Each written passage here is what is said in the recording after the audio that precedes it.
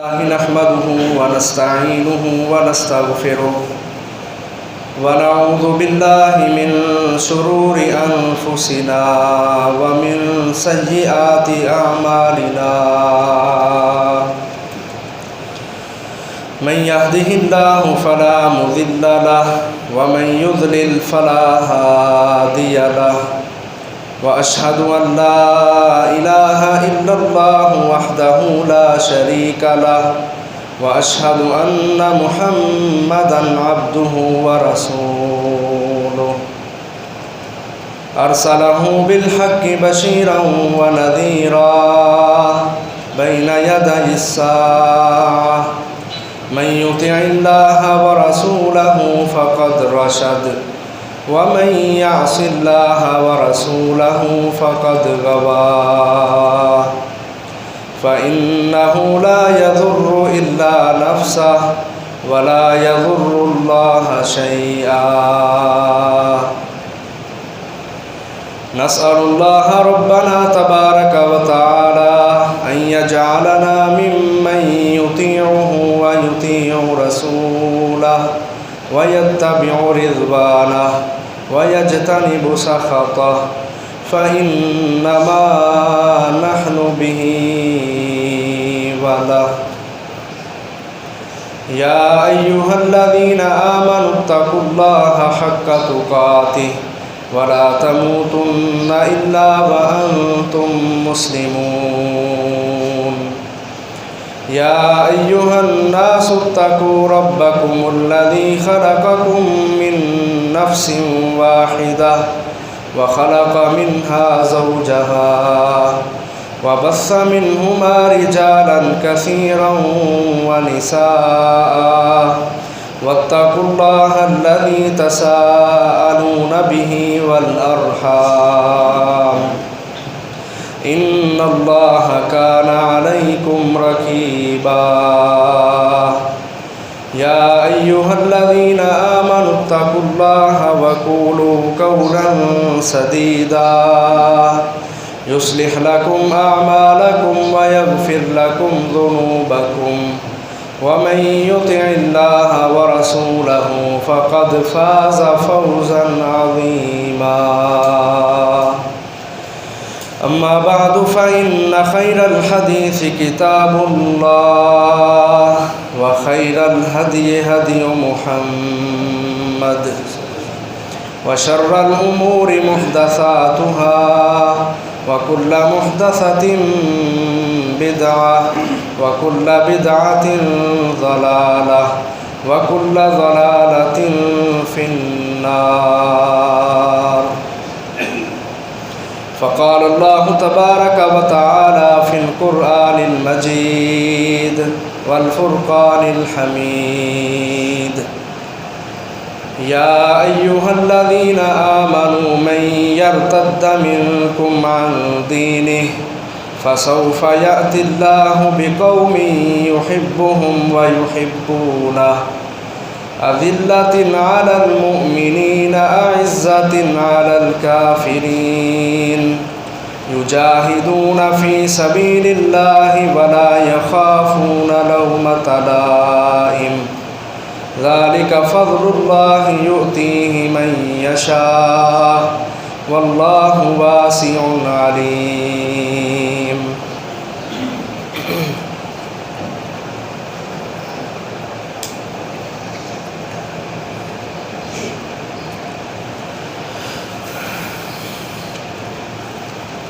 اللہ احکم الحاکمین کو وہ شخص قطعاً پسند نہیں ہے کہ جو اپنے دین کے حوالے سے شکوک و شبہات کے اندر مبتلا ہوتا ہے.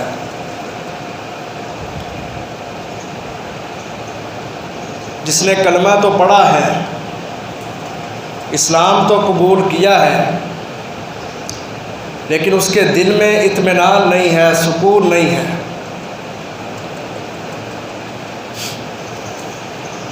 وہ ہر وقت پریشان ہی رہتا ہے، مسائل کا شکار رہتا ہے. جبکہ ایک مسلمان کی یہ شان ہونی چاہیے کہ اس کو اپنے کلمے پر، اپنے اللہ پر، اپنے نبی محمد صلی اللہ علیہ وسلم کی تعلیمات پر مکمل اعتماد اور بھروسہ ہونا چاہیے۔ اور یاد رکھیں، جب یہ اطمینان، بھروسہ، اعتماد مضبوط ہوتا ہے، اسی وقت ہی بندے کا عمل صحیح ہوتا ہے۔ یہ آج جو فتنوں کا دور ہے نا، انسان عمل سے دور ہیں، نہ نمازیں سکون کے ساتھ، نہ روزے اس طرح جس طرح حق ہے، نہ دوسری عبادات۔ اس کی وجہ ہے کہ دل کے اندر بے یقینی ہے، دل میں اطمینان اور سکون نہیں ہے۔ اللہ تعالیٰ کو مانتے ہیں، نبی صلی اللہ علیہ وسلم کو اپنا آخری نبی اور رسول مانتے ہیں، لیکن اس کے باوجود اپنی خواہشات کے اس قدر غلام ہیں کہ نہ اللہ کی بات پہ یقین ہے، نہ اپنے نبی کی بات پہ یقین ہے۔ اس کی بہت ساری مثالیں دنیا کے اندر موجود ہیں۔ اور یاد رکھیں، آج جو انسان عمل سے دور ہیں، ان کے دلوں کی یہ حالت ہے کہ ان کو اپنے اللہ پر اور اپنے نبی پر اطمینان نہیں ہے۔ وہ غیروں کے طریقوں میں عزتیں تلاش کرتے ہیں۔ اسلام ایک مکمل دین ہے، مکمل ضابطہ حیات ہے، اس کی اپنی تہذیب ہے، اپنا کلچر ہے، اپنی ثقافت ہے، اپنا نظریہ ہے، اپنی ایک سوچ اور ایک طریقہ اور ایک رستہ ہے۔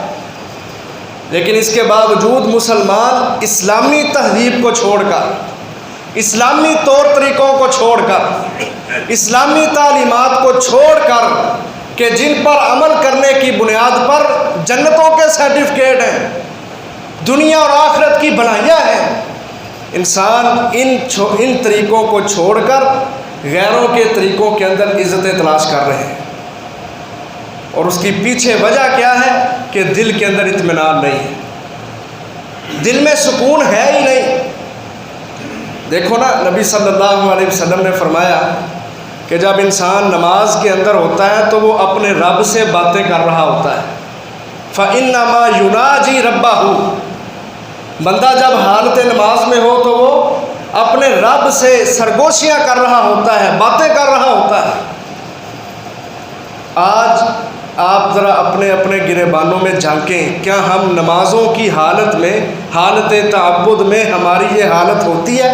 ہمارے دلوں کی یہ کیفیت ہوتی ہے؟ کیا ہمارا ایمان اتنا مضبوط ہوتا ہے کہ ہم نماز میں کھڑے ہوں تو ہمیں احساس ہو رہا ہو کہ ہم اپنے اللہ سے باتیں کر رہے ہیں؟ ہر شخص نتیجہ اخذ کر سکتا ہے۔ تو اس کے پیچھے بنیادی طور پر وجہ یہ ہے کہ ہم اللہ کو تو مانتے ہیں، اپنے نبی کے ساتھ بڑے پیار اور محبت کے دعوے تو کرتے ہیں، لیکن دل سے ہمیں اطمینان ہی نہیں، دل سے ہمیں اسلام پر، اللہ اور اس کے رسول کی تعلیمات پر خوشی اور فخر ہی نہیں۔ یہ رمضان کا مہینہ گزرا ہے محترم بھائیوں، جو عبادتیں ہم نے کی، پورا ایک مہینہ اللہ نے ٹریننگ کروا کے مسلمانوں کو عادت ڈالنے کی کوشش کی کہ پورے 29 دن 30 دن انہوں نے عبادتیں کی، نمازیں پڑھی، روزے رکھے، صدقہ خیرات کیا، جہاد کے لیے خرچ کیا، قرآن مجید کی تلاوتیں کی، دروس کو سنا، سحری اور افطاری کے بڑے بڑے پروگرامات اس نے اٹینڈ کیے۔ اللہ تعالیٰ مسلمان کو عادی بنانا چاہتے ہیں کہ اس ایک مہینے کی ٹریننگ پورے سال کے اندر تیرے جسم پر نظر آنی چاہیے۔ اور یاد رکھیں، وہ بھی شخص اللہ کو پسند نہیں ہے۔ ایک تو یہ بندہ ہے نا جس کو بے یقینی ہے، اور بے یقینی کے عالم میں وہ اللہ کے سامنے کھڑا بھی ہو تو ایسا ہی ہوتا ہے جیسے یہ اللہ کے سامنے نہیں کھڑا، یہ پتہ نہیں کیا کر رہا ہے۔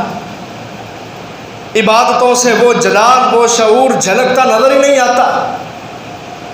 اور یہ بھی بندہ اللہ کو پسند نہیں کہ جو فصلی بٹیروں کی طرح، جب بہار آئی تو وہ بھی آ گئے، رمضان آیا تو وہ بھی مسجد میں آ گئے، رمضان گیا تو وہ بھی مسجد کو چھوڑ کے چلے گئے۔ اللہ تعالیٰ کو مستقل مزاج شخص پسند ہے کہ جو اپنی عبادتوں پر، اپنے اعمال پر اگرچہ تھوڑے ہی ہیں لیکن ان پر ہمیشگی کرتا ہے، ان کو دوام اور استقامت کے ساتھ کرتا ہے۔ اور پھر یہ بھی بات یاد رکھیں، اعمال پر استقامت وہی لوگ چھوڑتے ہیں جو بے یقینی کے عالم میں ہوتے ہیں۔ ایک وہ بندہ جس کے دل میں بے یقینی ہے، یقین نہیں ہے، یہ بھی شخص اللہ کو پسند نہیں۔ دوسرا وہ شخص کہ جو اپنے عمل پر استقامت اختیار نہیں کرتا، یہ بھی شخص اللہ کو پسند نہیں۔ اور یاد رکھیں یہ نکتہ کہ اعمال پر استقامت وہی شخص اختیار نہیں کرتا جس کے دل کے اندر بے یقینی ہوتی، یہ بندے اللہ تعالیٰ کو پسند نہیں ہیں۔ تو پھر عذاب کیا آئے گا، پریشانیاں کیا آئیں گی؟ اللہ تعالیٰ قرآن مجید میں فرماتے ہیں مَن یرتد منکم عن دینہ، تم میں سے جو شخص بھی اپنے دین کے حوالے سے ارتداد کا شکار ہو جائے گا، شک کے اندر پڑ جائے گا، بے یقینی کے اندر چلا جائے گا، یا وہ اپنے عمل کے اوپر استقامت اختیار نہیں کرے گا، اللہ تبارک و تعالیٰ ایسے لوگوں کو تباہ و برباد فرما دے گا۔ یہ آج پریشانیوں کے، وباؤں کے یہ بڑے بڑے مسائل اور یہ لاک ڈاؤن کی شکل، یہ سارے کے ساری پریشانیاں وہ گھروں کے اندر ہوں، ملکوں کے اندر ہوں، علاقوں کے اندر ہوں، محلے معاشروں کے اندر ہوں، اس کا بنیادی سبب یہ ہوتا ہے کہ مسلمان بے یقینی کے دور کے اندر گزر رہے ہیں، ان کے دلوں میں اطمینان نہیں، سکون نہیں، خوشی نہیں۔ رمضان گزارا ہے، مسجدیں بھری تھیں، رمضان گیا یہ بھی مسجد سے چلے۔ قرآن مجید کی تلاوت جس کو معمول بنانا چاہیے تھا، جس کو اپنی عادت بنانا چاہیے تھا، وہ بھی چھوڑ بیٹھے۔ نفل نماز کا اہتمام وہ بھی چھوڑ بیٹھے۔ قیام اللیل راتوں کو کیا، قیام اللیل رات کی نماز، تہجد تراویح جس کو کہا جاتا ہے، 29 دن کی ہے، رمضان گزرا ہے وہ عبادتیں چلی گئیں۔ یہ شخص اللہ تعالیٰ کو پسند نہیں۔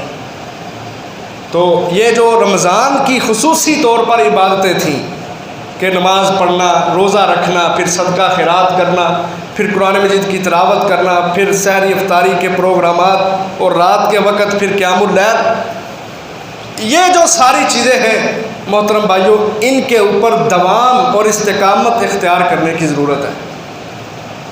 جب ہم اپنے عمل پر استقامت اور ثابت قدمی اختیار کریں گے، مستقل عمل بنائیں گے اس کو، پھر بے یقینی جو دلوں میں ہے نا یہ ختم ہو جائے گی اور یقین پیدا ہوگا دل کے اندر۔ پھر بندہ اللہ کے سامنے کھڑا ہوگا نا تو اس کے دل میں یہ احساس ہوگا کہ میں اپنے مالک کے سامنے کھڑا ہوں۔ پھر اس کے دل کی یہ کیفیت بنے گی کہ فَإِنَّمَا يُنَاجِي رَبَّهُ، وہ اپنے رب سے ملاقات کر رہا ہو۔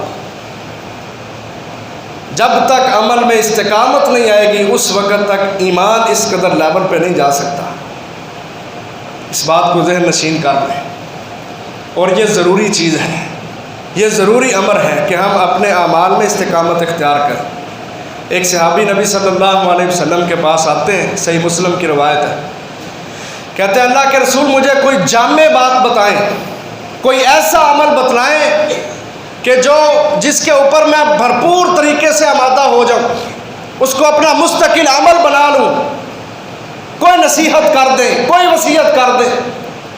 ایک عمل نبی صلی اللہ علیہ وسلم نے بتلایا، کہا قل آمنت باللہ ثم استقم، کہ تو اپنی زبان سے اعتراف کر کہ میں اللہ تعالیٰ کی ذات پر ایمان لے آیا، میں نے اس کے دین کو مان لیا، اس کی عبادات کو، اس کے جو اعمال ہیں دین کے اندر نبی اکرم صلی اللہ علیہ وسلم کی تعلیمات کی روشنی میں، ان سب پر میں ایمان لے آیا۔ ثم استقم، فرمایا پھر کہہ کہ میں نے اب اس کے اوپر استقامت اختیار کر۔ یہ ایک جامع کلمہ ایک صحابی نے پوچھا تو نبی صلی اللہ علیہ وسلم نے یہ بتلایا کہ زبان سے اقرار کرو کہ میں ایمان لے آیا ہوں، ثم استقم، پھر اپنے ایمان کے اوپر ڈٹ جاؤ، مضبوطی اختیار کر، ایسے مضبوط ہو جاؤ کہ دنیا کی طاقتیں، دنیا کی رنگ رنگیلیاں، دنیا کی خوبصورتیاں، دنیا کے ڈیزائن، عورتوں کے نخرے، اپنی اولادوں کی ادائیں، یہ ساری چیزیں تمہیں تمہارے دین سے نہ پھیر سکیں۔ ایسا دین کے اوپر استقامت اختیار کرو۔ آج انہیں چیزوں کے پیچھے لگ کے انسان دین سے دور ہے نا. کوئی بیوی کے نخرے پر مر جاتا ہے، کوئی بیوی کی اداؤں کے اوپر قربان ہو رہا ہے، کوئی اولاد کے اوپر واری واری جا رہا ہے، کسی کے دل میں مال کی محبت ہے، کوئی دنیا داری کے پیچھے پاگل بنا ہوا ہے. یہ سب چیزیں فتنے ہیں جو انسان کو ڈی ٹریک کرنا چاہتے ہیں، اسلام کے دین کے راستے سے اتارنا چاہتے ہیں. استقامت یہ ہے کہ بندہ اللہ کے لیے ان سب چیزوں کی قربانی دے. قرآن مجید کا معاملہ ہے. نبی صلی اللہ علیہ وسلم نے فرمایا لوگوں قرآن مجید کی تلاوت کرتے ہو اس پر بھی استقامت اختیار کرو. کہا خوش ہو جاؤ، ابشرو، خوش ہو جاؤ، خوش ہو جاؤ. صحابہ نے پوچھا اللہ کے رسول کس بات پہ خوش ہو جائیں؟ صحیح ابن حبان کی روایت ہے. کہا یہ جو قرآن مجید ہے نا اس کا ایک سرا تمہارے پاس ہے اور اس کا دوسرا سرا تمہارے رب کے پاس ہے. تم ایک سرے سے قرآن مجید پڑھنا شروع کر دو، اس کی تلاوت شروع کر دو، اس پر عمل کرنا شروع کر دو، اس کے مطابق اپنی زندگی کے سارے معمولات بنا لو. ایک سرے سے عمل کرتے جاؤ، ایک وقت آئے گا تم دوسرے سرے یعنی اپنے رب تک پہنچ جاؤ گے، جنتوں کے وارث بن جاؤ. اس لیے اپنے عمل میں جس طرح رمضان میں ہم قرآن پڑھتے رہے، تراویح میں پورا پارہ ہم سنتے رہے، رمضان کے بعد بھی اپنی عادت اور معمول بنائیں کہ ہم نے قرآن مجید کو تنہا نہیں چھوڑنا، ہم نے اس کے ساتھ تعلق کو مضبوط کرنا. رات کی نماز اللہ تعالیٰ قرآن میں بیان کرتے ہیں کانوا قلیلا من اللیل ما یہجعون وبالاسحار ہم یستغفرون. جو ایمان والے لوگ ہوتے ہیں ان کے پہلو ان کے بستروں کے ساتھ نہیں لگتے، وہ راتوں کو بہت کم سوتے ہیں، بہت کم آرام کرتے ہیں. سحریوں کے وقت وہ استغفار کر رہے ہوتے ہیں، اپنے رب کو منا رہے ہوتے ہیں. تتجافى جنوبهم عن المضاجع يدعون ربهم خوفا وطمعا. کہا جو ایمان والے لوگ ہوتے ہیں ان کے پہلو بستر کے ساتھ نہیں لگتے، وہ اپنے اللہ کو اس سے ڈرتے ہوئے اور اس کی رحمت کی طمع اور امید رکھتے ہوئے راتوں کو اٹھ اٹھ کر اللہ کو پکارتے. نبی صلی اللہ علیہ وسلم کا یہ معمول تھا. آپ تہجد نہیں چھوڑا کرتے تھے. رات کے وقت تہجد کی نماز لازمی پڑھا کرتے تھے. ہم نے تو رمضان میں اپنایا نا، تو رمضان چلا گیا تو پتہ نہیں دنوں کی اب کیا حالتیں ہیں، لیکن مستقل عمل اس کو بناؤ. محدثین کہا کرتے تھے رات کی نماز ضرور پڑھا کرو، اگرچہ 2 رکعتیں ہی ہلکی پھلکی کیوں نہ پڑھو، لیکن لازمی پڑھا کرو. اور اس کا ایک بڑا بہترین فائدہ کیا ہے؟ اللہ تعالیٰ نے قرآن مجید میں سورۃ المزمل میں 29ویں پارے میں بتلایا. کہا ان ناشئۃ اللیل ہی اشد وطئا واقوم قیلا. یہ راتوں کو جاگنا، اللہ کا منحاکمین کے سامنے بیٹھ کے رونا، دعائیں کرنا، اپنے لیے، قوم کے لیے، امت کے لیے، جہاد کے لیے، مظلوم مسلمانوں کے لیے راتوں کو جاگنا، بیداری کے حالت میں آنسو بہانا. کہا اس کا فائدہ یہ ہوگا اشد وطئا، دل کے اندر جو خواہشات ہوتی ہیں انسان ساری خواہشات کو رون دے گا. خواہشات پیدا ہوتی ہیں نا دل میں، غلط قسم کی خواہشات بھی آتی ہیں، صحیح خواہشات بھی آتی ہیں، یعنی وہ خواہشات کے جن کے پیچھے چل کے انسان دین سے دور ہوتا ہے. اگر بندہ قیام اللیل کو اپنا لے، 2 رکعتیں ہلکی پھلکی ہی کیوں نہ اپنا لے، فرمایا اللہ کی طرف سے اس کو یہ فائدہ ملتا ہے کہ وہ انسان اللہ کے لیے قربانیاں دینے والا بن جاتا ہے، اپنی خواہشات کو روکنے والا بن جاتا ہے. وَأَقْوَمُ قِيلًا، اور بات کرنے کے اعتبار سے وہ بندہ بہت سمجھدار اور باشعور ہو جاتا ہے. آج ہم بڑی بڑی بڑے پنچایتوں میں بیٹھتے ہیں لیکن فیصلے نہیں ہو پاتے. بڑے بڑے پڑھے لکھے لوگ لیکن ایسی بات کریں گے کہ اگلا بندہ دھنگ رہ جاتا ہے کہ یار اس کو بولنے کا ہی نہیں پتہ، اس کی تعلیم نے اس کو یہ سکھایا ہے، یہ سبق دیا ہے.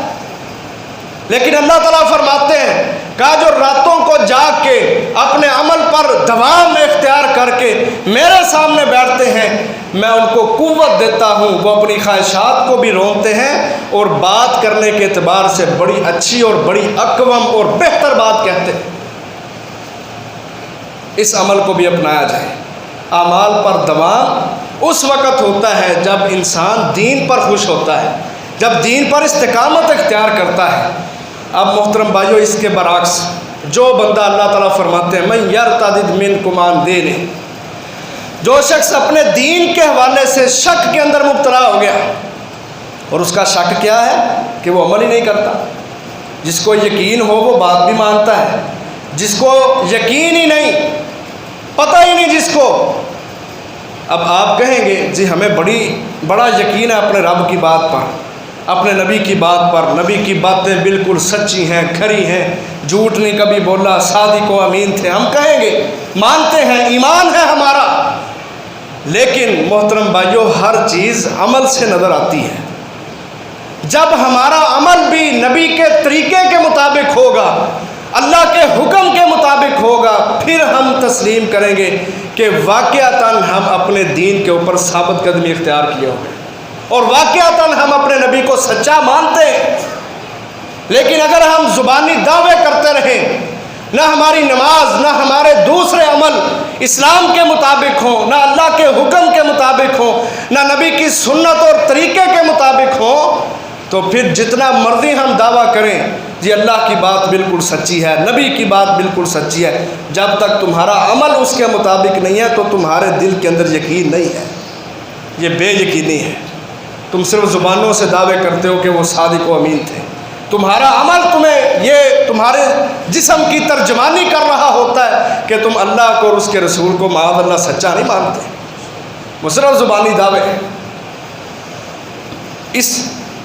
یہ جو کیفیت ہے نا، اس کو اللہ تعالیٰ نے قرآن میں بیان کیا کہ من یرتد منکم عن دینہ، جو بندہ اپنے دین کے حوالے سے شک کے اندر پڑ گیا، اور اس کا شک کیا ہے کہ اس نے عمل کرنا چھوڑ دیا، زبانی اس کے بڑے دعوے ہیں، رمضان میں بڑے عمل کیے ہیں، لیکن جو ہی رمضان گیا ہے اس کا تقویٰ بھی جاتا رہا، اس کا عمل بھی جاتا رہا، بے یقینی اس کے دل کے اندر آ گئی۔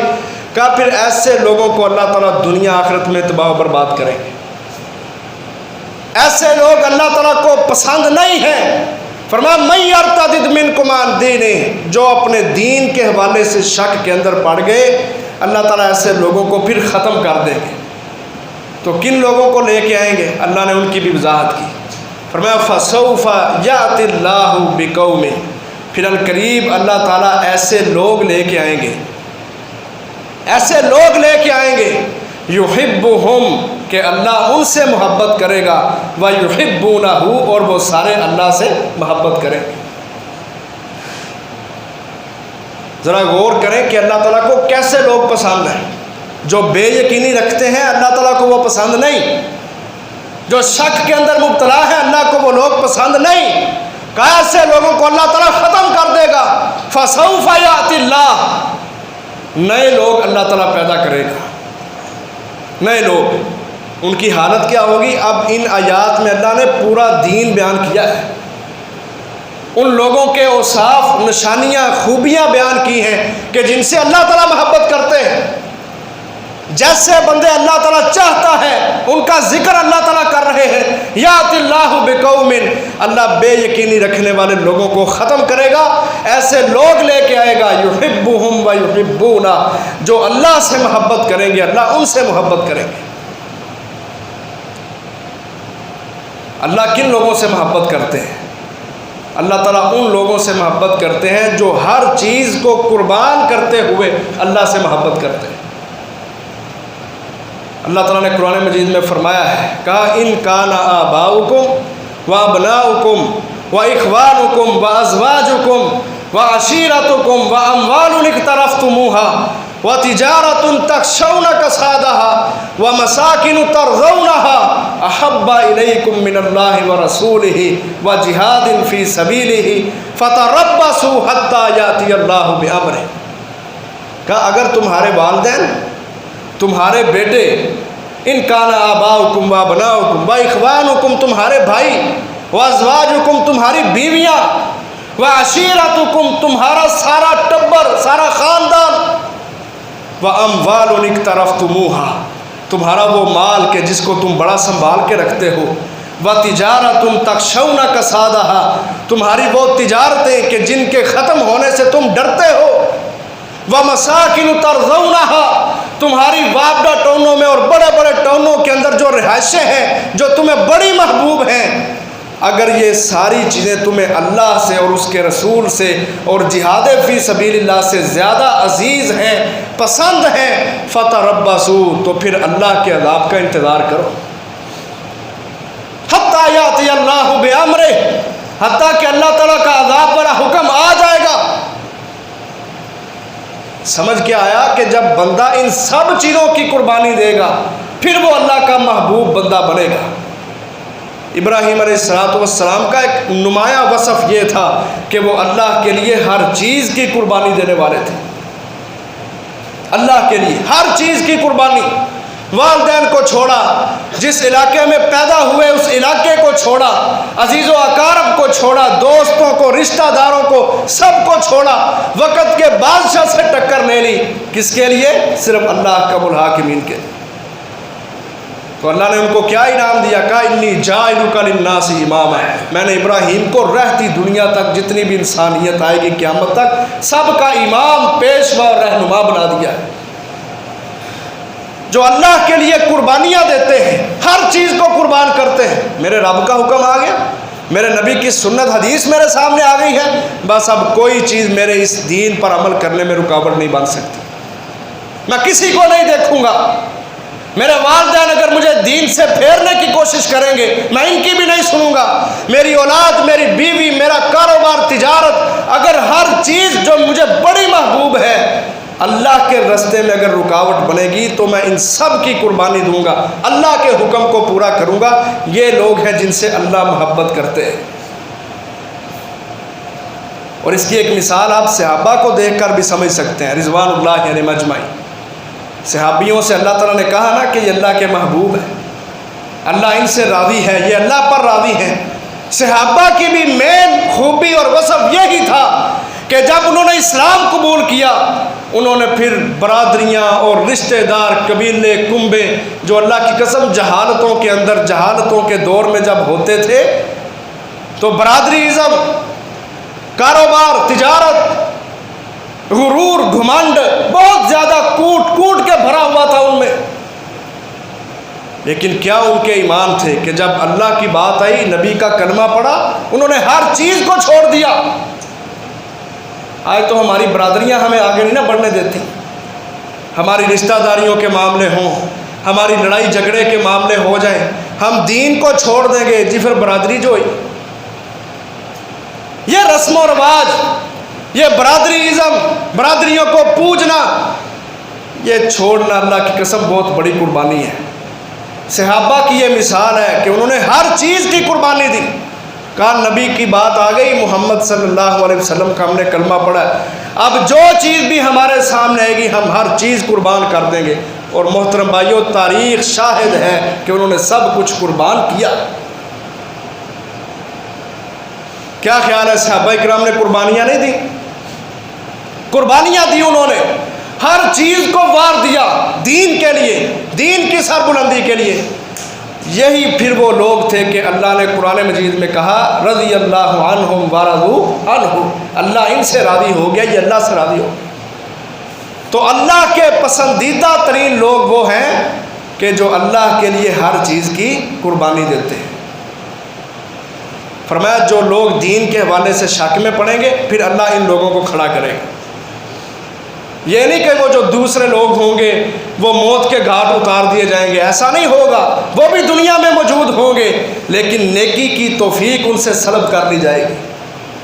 وہ دنیا میں پھرتے ہوں گے، بڑے چٹے اکڑے سوٹ پہنے ہوں گے، لیکن نیکی کی ان کو توفیق نہیں ہوگی، چودراہٹیں ہوں گی، نیکی کرنے کی توفیق نہیں ہوگی، نہ مسجد میں آنے کی توفیق ہوگی، نہ اللہ اور اس کے رسول کے لیے قربانی دینے کی توفیق ہوگی، دنیا میں ہی موجود ہوں گے۔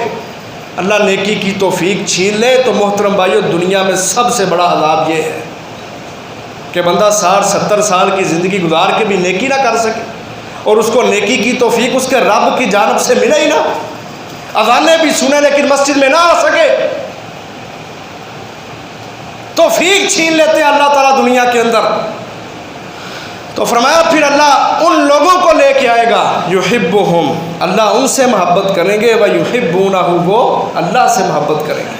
اور اللہ کی محبت کیا ہے کہ بندہ اللہ کے لیے ہر چیز کو قربان کر دے، ہر ہر چیز کی قربانی صرف اللہ کا حکم پورا ہونا چاہیے۔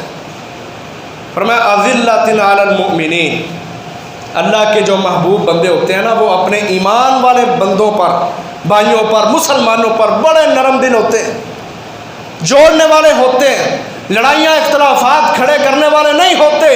اذلہ، نرم، جھکنے والے، عاجزی کرنے والے، علی المؤمنین، ایمان والے بھائیوں پر، مسلمانوں پر نرمیاں ہوں گی ان کے اندر۔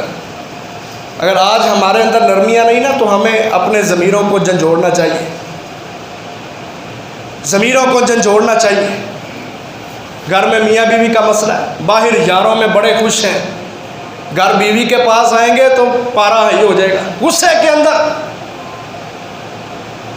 ایمان والوں پر نرمی نہیں ہے، لوگوں کے ساتھ بڑی ہمدردیاں ہیں۔ فرمایا ایسے لوگ اللہ کو پسند نہیں، یہ دین میں شک کے اندر مبتلا ہے۔ اللہ سے محبت رکھنے والے لوگ، اللہ کے لیے قربانیاں دینے والے لوگ، جن سے اللہ محبت کرتے ہیں، اذلۃ علی المؤمنین، وہ اپنے مسلمان بھائیوں پر، وہ سمجھتے ہیں کہ اس نے کلمہ پڑھا ہے، اور کلمہ بہت مضبوط چیز ہے، اس کے اندر لاکھ کوتاہیاں ہیں، ہزاروں برائیاں ہیں اس کے اندر، لیکن یہ جو خوبی ہے کہ یہ مسلمان ہے، اس نے کلمہ پڑھا ہوا ہے، لا الہ الا اللہ محمد الرسول اللہ صلی اللہ علیہ وسلم، اس کلمے کی لاج رکھنے والا ہے، وہ اس ایک خوبی کو دیکھ کے کہ جو سب سے بڑی اور طاقتور خوبی ہے، اپنے مسلمان بھائیوں سے محبت کرتا ہے۔ اعزۃ علی الکافرین، ایمان والے جو بندے، یعنی جن لوگوں کو اللہ پھر دنیا میں لے کے آئے گا، دنیا کی قیادت اللہ تعالیٰ جن کو دینا چاہتے ہیں، وہ اللہ کے لیے قربانیاں دینے والے ہوتے ہیں۔ اور اللہ کے لیے قربانیاں کون دیتا ہے؟ جو اللہ سے محبت کرتا ہے، جو اپنے عمل پر استقامت اور دوام رکھتا ہے، وہ اللہ کے حکم کو پورا کرنے کے لیے بھی بھرپور کوشش کرتا ہے، اور ایمان والوں پر بڑا نرم دل ہوتا ہے۔ اعزۃ علی الکافرین، اس کی سختی، دل کی سختی، غصہ، اس کے پتے کی گرمی، اس کی زبان کی تیزیاں، اس کا ہاتھ اگر اٹھتا ہے علی الکافرین تو اصل کافروں کے لیے اٹھتا ہے۔ یہ لوگ ہیں جن سے اللہ محبت کرتا ہے، اور جن لوگوں کو اللہ دنیا میں آگے لانا چاہتا ہے۔ آپ دیکھیں نا، ہمارے اندر یہ خوبیاں ہیں، پھر ہم کہتے ہیں جی پاکستان تو سب تو پیچھے رہ گیا۔ تو پاکستان کی عوام کی حالت کیا ہے؟ نہ اللہ کے لیے قربانیاں، خواہشات کے غلام، نفس کے پجاری، اللہ کا حکم آ جائے تو برادری سامنے آ جاتی ہے، نبی کی سنت اور طریقہ آ جائے تو اپنے رسم و رواج یاد آ جاتے ہیں، جی میرا ناک نہیں رہتا، میری عزت نہیں رہتی۔ مومنوں کے اوپر غصہ کرنے والے، گھروں کے اندر لڑائیاں پالی ہوئی، رشتہ داریاں، ناطہ سب کچھ توڑا ہوا، اور پھر کہتے ہیں ہم دنیا میں سب سے پیچھے رہ گئے۔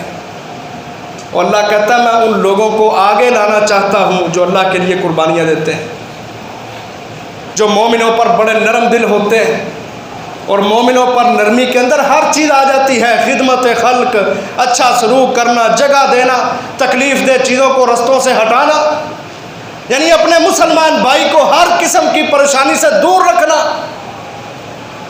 اور اگر سختی آتی ہے نا ان کے دلوں میں، غصے اگر ان کو آتے ہیں، وہ ایمان والوں پر نہیں، ان کو غصے آتے ہیں کافروں پر، کافروں پر ان کو غصے آتے ہیں۔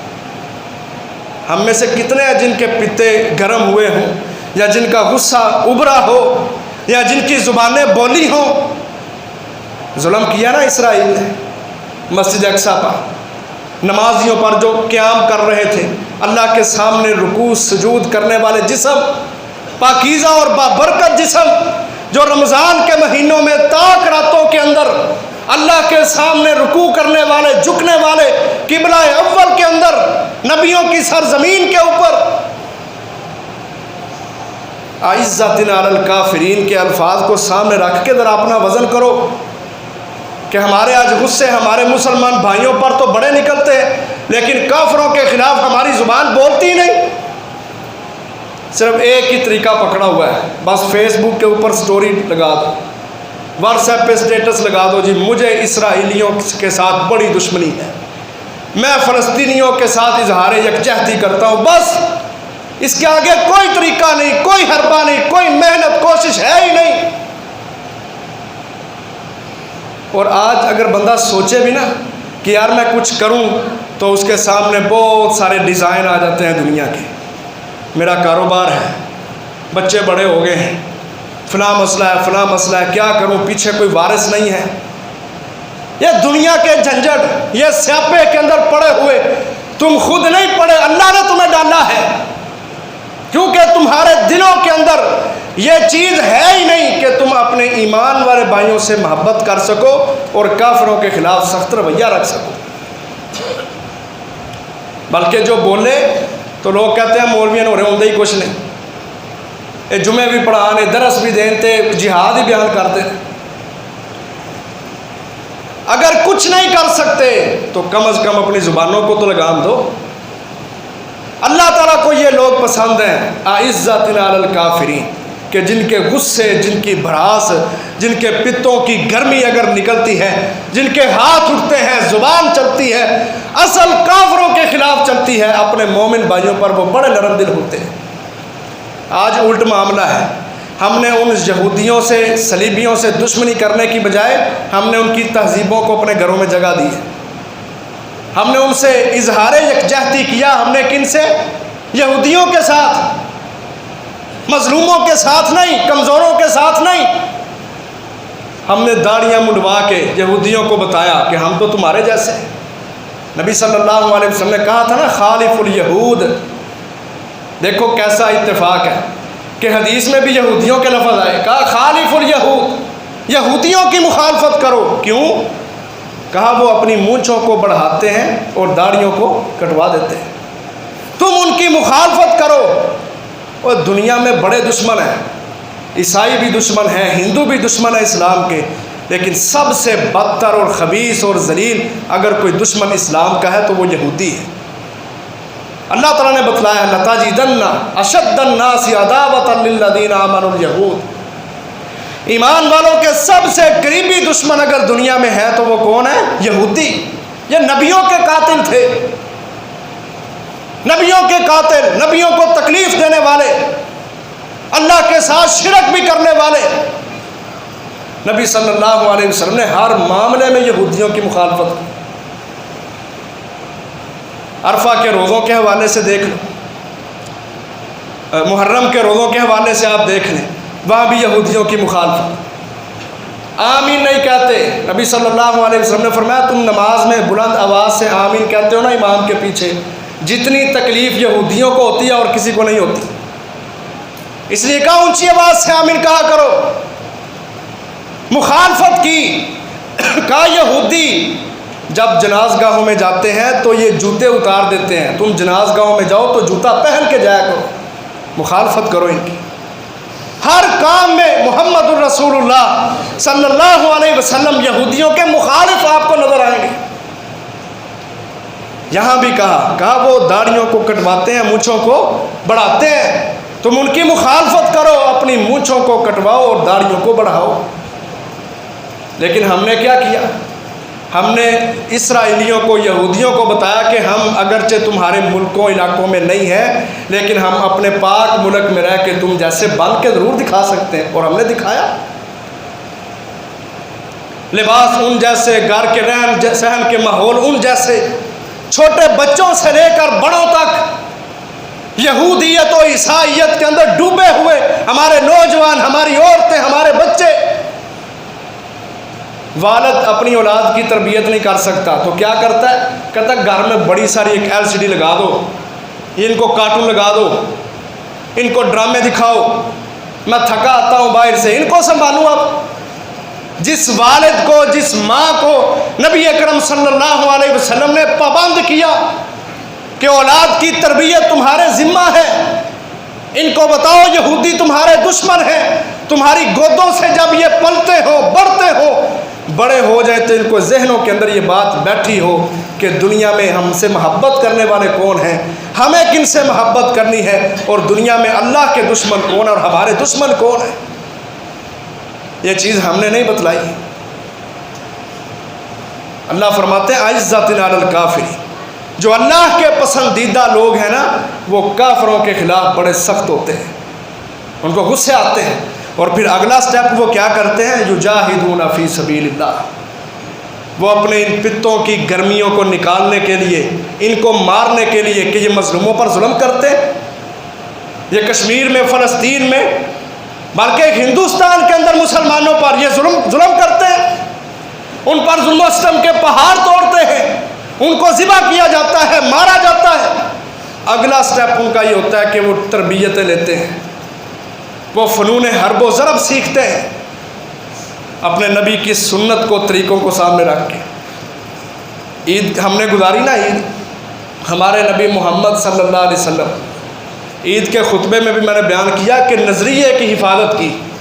عید کا دن ہوتا تھا، حضرت عائشہ بیان کرتی ہیں، مسجد نبوی کے صحن کے اندر صحابہ کرام، مسجد نبوی کے صحن کے اندر صحابہ کرام تربیت لے رہے ہوتے، تیر اندازی کر رہے ہوتے، نشانے بازی سیکھ رہے ہوتے تھے۔ کہتی ہیں نبی صلی اللہ علیہ وسلم گھر کے اندر جو کھڑکی تھی جو مسجد میں کھلتی تھی وہاں سے دیکھ رہے ہوتے، اور میں بھی چھپ کے نبی صلی اللہ علیہ وسلم کے بازو کے نیچے سے چھپ کے میں بھی ان حبشیوں کو، ان مجاہدین کو دیکھا کرتی تھی جو عید والے دن مسجد نبوی کے صحن کے اندر نشانہ بازی سیکھا کرتے تھے۔ ہمارے تو نظریات ہی اور ہیں نا، ترجیحات ہی اور ہیں۔ مسجد کے اندر یہ کام شروع ہو جائے، بس جی بھاگو یہاں سے، یہ جہادیوں کی مسجد ہے۔ کئی ایمان والے جو لوگ ہوتے ہیں یجاہدون فی سبیل اللہ، جب ان کو غصے آتے ہیں، پریشان ہوتے ہیں، دل کے اندر بڑا ان کو بغض اور نفرت جب پیدا ہوتی ہے کافروں کے خلاف، پھر وہ جہاد کے راستے کو اپناتے ہیں۔ یجاہدون فی سبیل اللہ ولا یخافون لومۃ لائم، پھر وہ اپنے نظریے میں اس قدر پختہ ہوتے ہیں، کسی ملامت کرنے والے کی ملامت سے نہیں ڈرتے۔ لوگ بڑے ان پر تبصرے کرتے ہیں، جی تو ہم 70 سال ہو گئے کشمیر نہیں چھڑا سکے، بڑی باتیں کرتے ہیں لوگ، لیکن وہ کسی کے تبصرے پر کان نہیں دھرتے۔ جن کو نظریوں کی حفاظت ہوتی ہے وہ لوگوں کو کچھ نہیں سمجھتے، جنہوں نے دنیا میں بڑے کام کرنے ہوتے ہیں وہ چھوٹی موٹی باتوں سے پریشان نہیں ہوتے۔ لا یخافون لومۃ لائم، اللہ ان کو ایسی قوت اور بصیرت دیتا ہے۔ اب یہ جو ملامت کرنے والے ہیں نا، یہ وہی ہیں کہ جو بے یقینی میں ہوتے ہیں، جو چٹے سوٹ پہن کے لینڈ کروزر میں بیٹھ کے منہ میں سگریٹ ٹھونس کے پھر رہے ہوتے ہیں، جن کو نیکی کی توفیق نہیں ہوتی، یہ وہی لوگ ہیں، خود کچھ نہیں کر سکتے، جہاد کرنے والوں کو ملامت کرنے والے ہوتے ہیں، لعن طعن کرنے والے، باتیں کرنے والے، لوگوں کے ایمان، ان کے مران کم کرنے والے۔ لیکن فرمایا جو میرے بندے ہیں، جو اپنے عمل پر استقامت رکھتے ہوئے، ایمان کو مضبوط رکھتے ہوئے آگے بڑھنے کی سوچتے ہیں، وہ اپنی عبادات میں بھی پختہ ہوتے ہیں، اللہ کے لیے ہر چیز کی قربانیاں دینے والے ہوتے ہیں، اللہ کی محبتوں کو حاصل کرنے والے ہوتے ہیں، مومنوں پر بڑے نرم دل اور کافروں پر سخت ہوتے ہیں، اور اپنی سختیوں کو نکالنے کے لیے وہ جہاد فی سبیل اللہ کا راستہ اختیار کرتے ہیں، کسی ملامت کرنے والے کی ملامت سے نہیں ڈرتے۔ فرمایا ذالک فضل اللہ، یہ اللہ کا فضل ہے ان لوگوں پر۔ دنیا میں انسان کو اللہ کا فضل، اس کی رحمت مل جائے، یہ بہت بڑی نعمت ہے۔ اللہ نے پہلے ہی پیغام سنا دیا، کہا اگر بندہ ان خوبیوں کو لے کے، ان اوصاف سے متصف ہو کے اگر کھڑا ہوگا نا، اللہ کے لیے قربانیاں دے گا، دنیا میں اس کو صرف دین کی پرواہ ہوگی، ہر چیز کی قربانی دے گا۔ فرمایا ذالک فضل اللہ، اس بندے پر اللہ کا بڑا فضل ہے۔ کاروباری لوگ دکان پہ بیٹھ کے جھوٹ بول کے، غیبتیں کر کے، دغا بازیاں، فراڈ بازیاں کر کے، یہ بڑے بڑے تاجر جو ڈاکو ہیں، اصل کے اندر دکان پہ کیا لکھا ہے؟ ھذا من فضل ربی۔ عدالتوں میں بیٹھے پیسوں پر بکنے والے، کمیشنیں کھانے والے، غریبوں کے خلاف غلط فیصلے کرنے والے، مظلوموں کی ہمدردی کرنے کی بجائے ان کے ساتھ ظلم اور ظالم کا ہاتھ روکنے کی بجائے اس کے ساتھ ہمدردی، خیر خواہی، اور عدالت پہ کیا لکھا ہے؟ وَأَقْسِطُوا إِنَّ اللَّهَ يُحِبُّ الْمُقْسِطِينَ۔ یہ دوگلی پالیسیاں اللہ تعالیٰ کو پسند نہیں۔ جو والدین کا سب سے بڑا نافرمان ہے نا، اس نے بھی گاڑی کے پیچھے لکھوایا ہوتا ہے یہ سب کچھ میری ماں باپ کی دعا ہے، اور ماں باپ تو دعائیں دیتے ہی ہیں، تیرا رویہ ان کے ساتھ کیا ہے، تیرا عمل کیسا ہے۔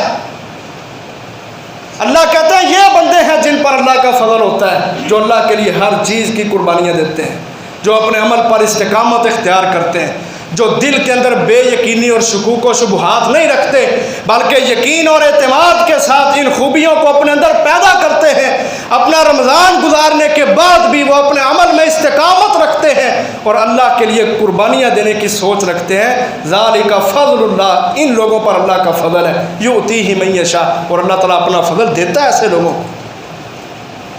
تو محترم بھائیو، خلاصہ یہ ہے کہ ہم نے رمضان گزارا ہے تو رمضان کے بعد رمضان میں جتنے بھی ہم نے عمل کیے ان کے اوپر استقامت اختیار کرنا ہے، اور اگر استقامت اختیار نہ کی، شکوک و شبہات کے اندر مبتلا رہے، پھر اللہ ان لوگوں کو کھڑا کرے گا جن سے اللہ محبت کرتا ہے، اور خوبیاں وہ آپ کے سامنے ہیں۔ وہ اللہ کے لیے قربانیاں دینے والے، اپنے مسلمان بھائیوں پر نرم دل، کافروں کے خلاف سخت دل، اور اس کی عملی شکل یہ ہے کہ وہ اللہ کے راستے میں جہاد کرتے ہیں، کسی ملامت کرنے والے کی ملامت سے نہیں ڈرتے، اور آخری انعام ان کے اوپر یہ ہے کہ ان پر اللہ تعالیٰ کا فضل ہے، پھر اللہ وہ لوگ لے کے آئے گا۔ ان خوبیوں کو ہم آج ہی اگر اپنے اندر پیدا کر کے عمل شروع کر دیں، جتنی ہم طاقت رکھتے ہیں، انشاءاللہ اللہ کے فضل و کرم سے ہم وہ لوگ ٹھہریں گے کہ دنیا آخرت میں عزت ہماری ہوگی، دنیا میں بھی ہم بلندیوں پر ہوں گے، اور کل قیامت کو جنتوں کے وارث بنیں گے انشاءاللہ۔ اللہ تعالیٰ سے دعا ہے اللہ تعالیٰ ہمیں عمل کرنے کی توفیق عطا فرمائے۔